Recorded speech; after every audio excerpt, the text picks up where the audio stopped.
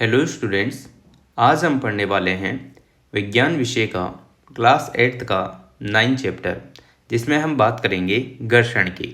घर्षण के बारे में आप लोगों को इस चैप्टर में समझाया जाएगा कि आखिर में घर्षण बल होता क्या है, कैसे ये कार्य करता है। ठीक है, कभी कोई केले के छिलके पर पैर रख देता है तो वो गिर क्यों जाता है, गाड़ी के ब्रेक लगाते आप आगे पीछे क्यों होते हैं, सारी चीज़ें इसको डिटेल में आप लोगों को समझाने वाला हूँ। तो वीडियो आप लोग पूरा देखिएगा, चाहे आप कंपटीशन की तैयारी कर रहे हो या क्लास 8th के स्टूडेंट हो। ठीक है, तो वीडियो पूरा देखना है। और अगर आप चैनल पर नए हैं तो चैनल को सब्सक्राइब, वीडियो को लाइक और बेल आइकन जरूर दबा लीजिएगा। बात करते हैं अध्याय 9 घर्षण। ठीक है, घर्षण होता क्या है, घर्षण कैसे काम करता है, देखिएगा। आपने ट्रैफिक सिग्नल पर कार अथवा ट्रक चालक को अपने वाहन को मंद करते देखा होगा। मंद का मतलब होता है धीमा। जहां भी मंद आए उसका मतलब समझ जाना धीमा कर रहा है। ठीक है, जब भी आवश्यक होता है आप भी ब्रेक लगाकर अपनी साइकिल को मंद करते हैं। अब यहाँ पर आपके लिए साइकिल ही क्यों ली, कार भी तो ले सकते थे, पर उन्हें पता था क्लास 8th का स्टूडेंट है, साइकिल ही चलाएगा। ठीक है, तो देखो साइकिल को मंद करते हैं। क्या आपने कभी सोचा है कि ब्रेक लगाने पर वाहन मंद क्यों हो जाते हैं, यानी कि धीमे क्यों हो जाते हैं? केवल वाहन ही नहीं, कोई भी वस्तु जो किसी अन्य वस्तु के पृष्ठ पर गति कर रही है उस स्थिति में भी मंद हो जाती है। जब उस पर कोई बाहरी बल न लगाया हो, अंततः वह रुक जाती है। क्या आपने फर्श पर लुढ़कती गेंद को कुछ समय पश्चात रुकते देखा है? केले के छिलके पर कदम पड़ते ही हम क्यों फिसल जाते हैं? किसी चिकने तथा गीले फर्श पर चलना क्यों कठिन होता है? आप लोग ज़्यादातर शहरी इलाकों में अगर रहते हैं, वहाँ पर आजकल मार्बल का इस्तेमाल किया जा रहा है फर्श के तौर पर। तो आप देखते होंगे उसमें पानी डालते ही बहुत सारी बार हम रिपस जाते हैं, है ना, चिकनी सतह होती है। यहाँ पर आप एक बालक को देख रहे होंगे, उसके जस्ट पास में केले का छिलका है, वो गिरा नहीं है क्योंकि उसने पैर नहीं रखा। दूसरे ने केले के छिलके पर पैर रख दिया और उसके मुंह से आप लोग समझ ही पा रहे होंगे दर्द भरी देखने को मिल रही है। गिर जाने के बाद ऐसा लगता है जैसे हम कहीं बहुत ऊंचाई से गिर गए होंगे, है ना, ऐसा फील होता है। तो इसी टाइप का यहाँ पर आप लोगों को दिख रहा होगा। देखिएगा, इस अध्याय में आप इसी प्रकार के प्रश्नों के उत्तर पाने वाले हैं। तो यहाँ देखो, एक क्रियाकलाप के माध्यम से आपको घर्षण बल के बारे में समझाते हैं। मेज पर रखी किसी पुस्तक को धीरे से धकेलना है। आप ये देखेंगे कि कुछ दूरी चलकर यह रुक जाती है। इसी क्रियाकलाप को आपको विपरीत दिशा में बल लगाकर दोहराना है। देखो पहले क्या किया, दोनों को एक ही दिशा में ढकेला और दूसरी बार में क्या किया, इसके जो ये दिशा है इसके जस्ट उल्टी दिशा में हम बल लगा रहे हैं। दिख रहा है? चलो, क्या हम यह कह सकते हैं कि पुस्तक की गति का विरोध करने के लिए उस पर कोई बल लगाना होता है, उसे कहते हैं घर्षण बल।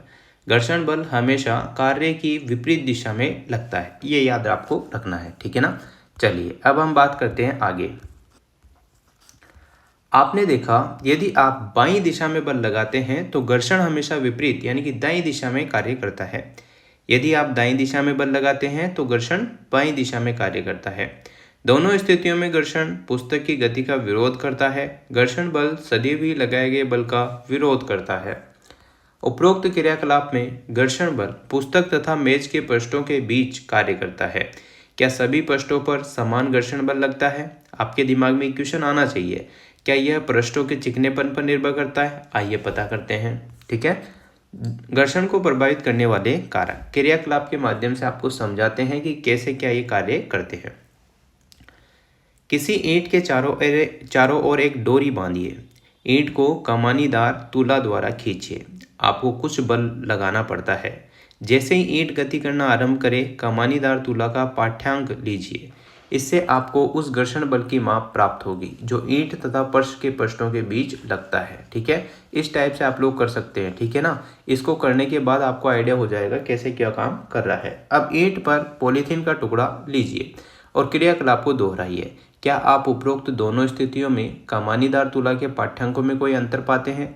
इस अंतर का क्या कारण हो सकता है? ईंट पर जूट का एक टुकड़ा लपेटकर इस क्रियाकलाप को दोहराइए। आपने क्या पाया?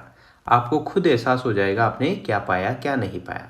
पहले हम जान लेते हैं कि कमानीदार तुला होता क्या है। ठीक है, कमानीदार तुला वह युक्ति है जिसके युक्ति नहीं है, युक्ति है, युक्ति है ना, जिसके द्वारा किसी वस्तु पर लगने वाले बल को मापा जाता है। इसमें एक कुंडलित कमानी होती है जिसमें बल लगाने पर प्रसार हो जाता है। कमानी के इस प्रसार की माप इसके आशांकित पैमाने पर चलने वाले संकेतक द्वारा की जाती है। पैमाने के पाठ्यांक द्वारा बल का परिणाम प्राप्त होता है। ठीक है, क्या होता है? बल का परिणाम प्राप्त होता है। यहाँ पर आपको दिख रहा होगा कमानीदार तुला, इस टाइप से आपको दिख रहा होगा पूरा का पूरा। ठीक है ना। चलो क्रियाकलाप 9.3 देखते हैं। किसी चिकने फर्श अथवा किसी मेज पर कोई अनंत समतल बनाइए। इसके लिए आप ईंटों के सहारे रखा कोई लकड़ी का तख्ता उपयोग कर सकते हैं। चित्र 9.4 में ऐसा दिखाया गया है, अभी आपको दिखा देंगे। अनंत समतल के किसी बिंदु ए पर पेन से कोई चिन्ह अंकित कीजिए। अब कोई पेंसिल सेल इस बिंदु से नीचे लुढ़कने दीजिए। रुकने से पूर्व यह मेज पर कितनी दूरी तय करता है, इस दूरी को आपको नोट करना है। ठीक है ना। इस टाइप से ये पूरा है। ठीक है, ये बना रखा है, तो यहाँ पर देख लीजिएगा। मेज पर कोई कपड़ा बिछा दीजिए। यह सुनिश्चित कीजिए कि कपड़े में सिलवट ना हो। उपरोक्त क्रियाकलाप को आप लोगों को फिर से दोहराना है। देखो इस टाइप से। ठीक है ना। पहले आप लोगों ने क्लियर यहाँ पर दिख रहा था टेबल से, और यहाँ पर देखो इस बार जो है इन्होंने कपड़ा बिछा दिया। मेज पर रेत की पतली परत बिछाकर इस क्रियाकलाप को दोहराइए। समतल क्रियाकलाप में आधा समतल का ढलान समान रखिए। किसी स्थिति में पेंसिल सेल द्वारा तय की गई दूरी सबसे कम होती है। यह आपको बताना है। सेल द्वारा तय की गई दूरियां भिन्न भिन्न क्यों होती है, इसका कारण भी अब आप लोग खुद दिमाग लगाइए। यहाँ पर आपने इस टाइप का कुछ प्रोसेस बनाया, सेल को यहाँ से चलाया तो ये बिल्कुल बहुत तेज से जाएगा। यहाँ पर आपने कपड़ा लगा दिया तो कुछ दूरी पर रुक जाएगा। अब रेत लगा दोगे तो यहाँ बहुत ही पास में ये रुक जाएगा। ठीक है ना।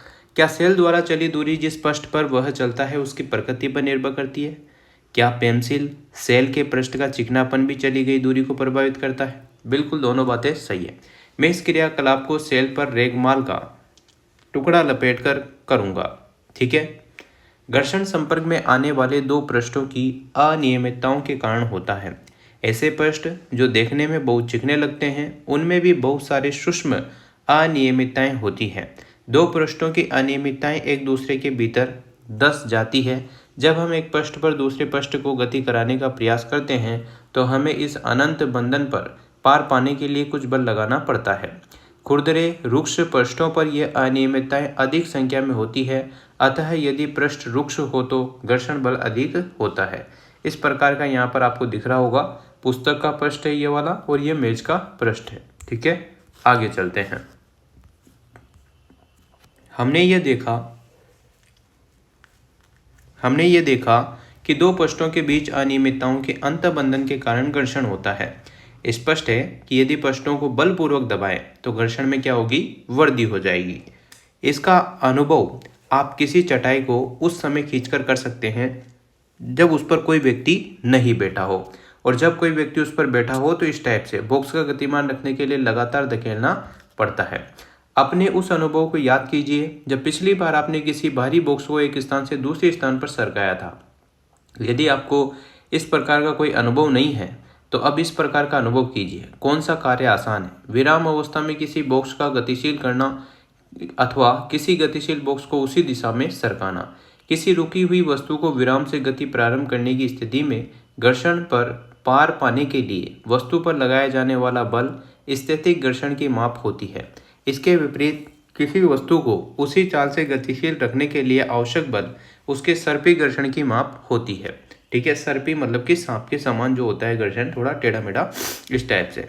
जब बॉक्स सरकना आरंभ कर देता है तो उसके पृष्ठ के संपर्क बिंदुओं को उतना समय नहीं मिल पाता कि वे पृष्ठ के संपर्क बिंदुओं में धंस सके, अतः सर्पी घर्षण स्थैतिक घर्षण से कुछ कम होता है। इसलिए किसी बॉक्स में गति आरंभ करने की अपेक्षा पहले से ही गतिमान बॉक्स की गति बनाए रखना सरल होता है। अब हम पढ़ते हैं घर्षण हानिकारक परंतु अनिवार्य। ठीक है ना, घर्षण जो है हानिकारक है परंतु अनिवार्य होता है। देखो अब अपने कुछ अनुभव को याद कीजिए। किसी कांच के गिलास अथवा किसी कुल्हड़ में से किसे पकड़े रखना आसान है। मान लीजिए किसी गिलास का बाहरी पृष्ठ चिकना है अथवा उस पर पकाने के तेल की परत चढ़ी है तो क्या उसे हाथ में पकड़ना आसान होगा अथवा अधिक कठिन हो जाएगा? जरा सोचिए, यदि घर्षण न हो तो क्या आपके लिए गिलास को पकड़ने रखना संभव हो पाएगा?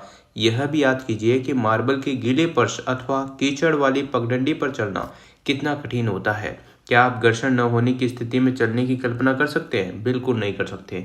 यदि घर्षण न हो तो आप पेन अथवा पेंसिल से नहीं लिख सकते। जब आपके शिक्षक चौक से श्यामपट्ट पर लिखते हैं तो श्यामपट्ट का रुक्ष पृष्ठ रगड़ द्वारा चौक के कुछ कणों को उतार देता है जो श्यामपट्ट से चिपक जाते हैं और इस प्रकार श्यामपट्ट पर आपको लिखावट दिखाई देती है। यदि सड़क और वाहन के टायरों के बीच घर्षण न हो तो उन वाहनों की न तो गति आरंभ की जा सकती है और न ही उन्हें रोका जा सकता है और न ही दिशा परिवर्तित की जा सकती है। यदि कोई वस्तु गति आरंभ कर दे तो वह कभी नहीं रुकेगी यदि वहां घर्षण न हो। आप दीवार में कील नहीं ठोक पाते अथवा धागे में गांठ नहीं बांध पाते। घर्षण के बिना कोई भवन निर्माण नहीं हो सकता। समझ में आई आपकी बात? इसके विपरीत घर्षण हानिकारक भी है। घर्षण के कारण वस्तुएं गिर जाती है। आपने देखा होगा बहुत सारी बार आप नए जूते लाते हैं, बहुत ज़्यादा चलते हैं, रोड पर चलते हैं, नई रोड पर चलते हैं तो घस जाते हैं, है ना? यही कारण है घर्षण। चाहे वह पेंच, बॉल, बेयरिंग अथवा जूतों के सोल ही क्यों न हो। आपने रेलवे स्टेशनों पर पैदल ऊपरी पुलों की घिसी पिटी सीढ़ियाँ देखी होगी। घर्षण से ऊष्मा भी उत्पन्न हो सकती है। कुछ मिनट तक अपने हाथों हथेलियों को तेजी से एक दूसरे के साथ रगड़िए। आप क्या अनुभव करते हैं? जब आप माचिस की तीली को किसी रुक्ष पृष्ठ से रगड़ते हैं तो वह आग पकड़ लेती है। आपने ये देखा होगा कि विद्युत मिक्सर को कुछ मिनट तक चलाने पर उसका जार गर्म हो जाता है। आप ऐसे बहुत से उदाहरण देख सकते हैं जिसमें घर्षण द्वारा, जिसमें देखो यहाँ पर हाथों को रगड़ने पर यहाँ पर गर्मी अनुभव हो रही है। यहाँ पर माचिस की तीली को घर्षण के कारण ही जल पाती है, ऊष्मा उत्पन्न होती है। वास्तव में जब हम किसी मशीन का उपयोग करते हैं तो घर्षण से उत्पन्न ऊष्मा के कारण अत्यधिक ऊर्जा नष्ट हो जाती है।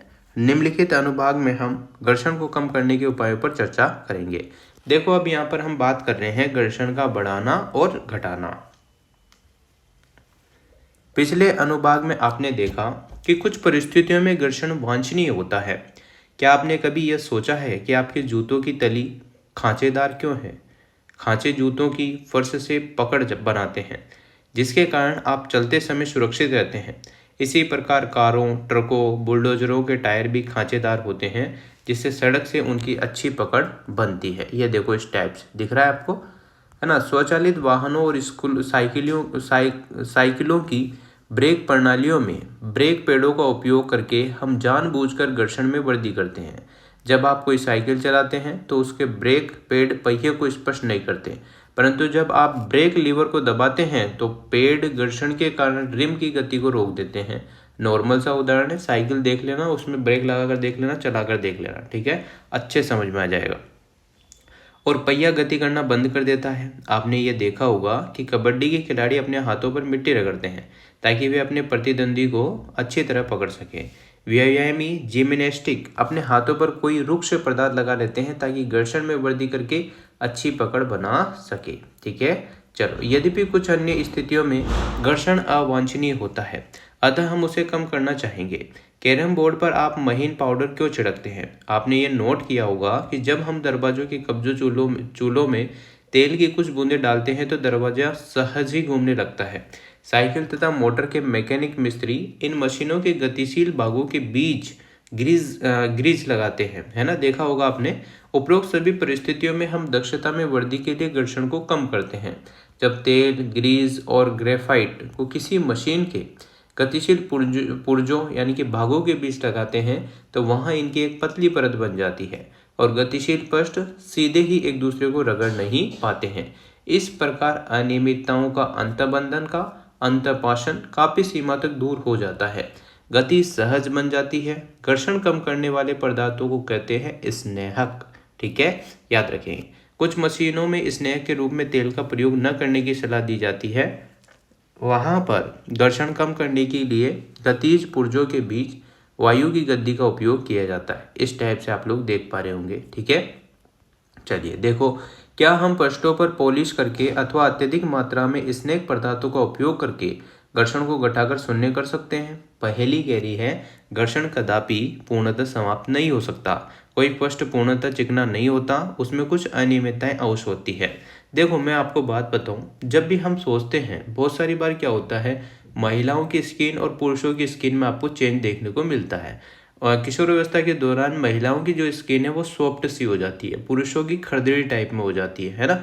तो आप लोग देखते होंगे, क्या वो रियल में आपको लगता है कि महिलाओं की स्किन इतनी ज़्यादा चिकनी है, इतनी ज़्यादा समतल है? नहीं, ऐसा नहीं होता। जब आप उसी चीज़ को माइक्रोस्कोप से देखेंगे तो वहाँ पर बहुत सारे दाने आपको दिखेंगे, यह याद रखना। नॉर्मल सा उदाहरण था जो मैंने आपको दे दिया, ठीक है। चलिए, पहिए घर्षण कम कर देते हैं। यहाँ पर लिखा हुआ है पहिए घर्षण कम कर देते हैं। देखो, आपने अटैचियों अथवा अन्य भारी सामानों, असबाबों पर रोलर जड़े देखे होंगे। ऐसे सामानों को कोई छोटा बच्चा भी आसानी से खींच सकता है। ऐसा क्यों होता है, आइए पता लगाएंगे। इस टाइप के तो देखे होंगे आपने। ये घर्षण को क्या कर देता है, कम कर देता है। क्रियाकलाप 9.4 देखिएगा। बेलनाकार आकृति की कुछ पेंसिल लीजिए, इन्हें मेज पर एक दूसरे के समांतर रखिए, इनके ऊपर कोई मोटी पुस्तक रखिए। अब पुस्तक को धकेलिए। आप ये पाएंगे कि पुस्तकें गतिशील होने पर पेंसिल लुढ़कती है। पेंसिल के इस प्रकार की गति को लोटनिक गति कहते हैं। क्या आप यह अनुभव करते हैं कि पुस्तक को सरकाने की तुलना में इस पर गतिशील कराने से घर्षण कम हो गया है? क्या आपने भारी मशीनों को उनके नीचे लकड़ी के लट्टे रखकर एक स्थान से दूसरे स्थान तक ले जाते देखा है? ये देखो इस टाइप से, है ना।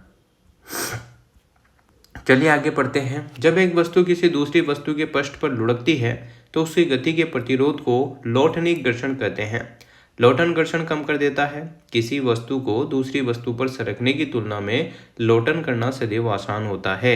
यही कारण है कि रोलर जड़ा सामान खींचना सुविधाजनक होता है। क्या अब आप यह समझ सकते हैं कि पहिए के आविष्कार को मानव जाति की महानतम खोजों में क्यों गिना जाता है? क्योंकि लोटनिक घर्षण सर्पी घर्षण से कम होता है। इसलिए अधिकांश मशीनों में सर्पण को बॉल बेयरिंग के उपयोग द्वारा लोटन में प्रतिस्थापित किया जाता है। छत के पंखों और साइकिलों में धुरी तथा नाभि के बीच बॉल बेयरिंग का उपयोग करके सामान्य उदाहरण है 9.16। ये देखो इस टाइप से आपने देखा होगा बहुत सारी बार, जब आपके पंखे खराब हो जाते हैं, है ना, मोटरें खराब हो जाती है, तो ये बेयरिंग होता है, ये पूरा, है ना, ये घुमाने का काम करता है। अब हम बात करेंगे तरल घर्षण की, ठीक है। देखो, आप जानते हैं कि वायु अत्यधिक हल्की और विरल होती है। विरल मतलब वायु होती है, ठीक है ना, हल्की होती है, विरल होती है। फिर भी इससे होकर गति करने वाली वस्तुओं पर वायु घर्षण बल लगाती है। इसी प्रकार जल तथा अन्य द्रव भी इनसे होकर गति करने वाली वस्तुओं पर घर्षण बल लगाते हैं। विज्ञान में गैसों और द्रवों को एक ही नाम तरल दिया गया है,